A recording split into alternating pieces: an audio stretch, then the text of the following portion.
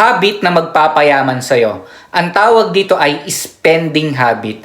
Ano ang ibig sabihin yan? Simple lang naman unawain ito. Ganito yan. Tatanungin mo muna yung sarili mo bago ka bumili. Kailangan mo ba ito o gusto mo lang bilhin?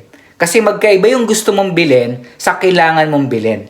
So dapat nagtatrack ka ng mga expenses mo at dapat alam mo kung ano yung priority mo. Halimbawa, gusto mo bang makabayad ng utang?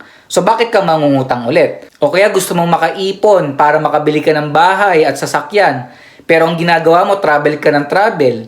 O kaya naman yung emergency funds mo, ginagamit mo kung saan-saan. Alamin mo kung ano yung purpose ng pera na tinatabi mo. Dapat alam mo yung priority mo, alam mo kung saan mo dinadala yung mga pera mo. Sabi nga, kumikita ka nga ng malaki, pero butas naman yung baso mo, natatapon lang din yung mga kinikita mo. Sayang lang din naman. Ngayon, meron akong alam ng isang opportunity kung saan magagawa mong kumita pa ng mas malaki pang income. Para nang sa ganun din, makaipon ka at matupad mo yung mga goals mo sa buhay.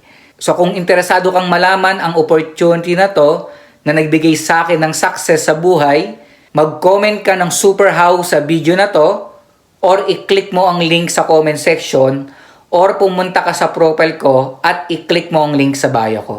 Kumpletuhin mong tapusin ang video training na yan.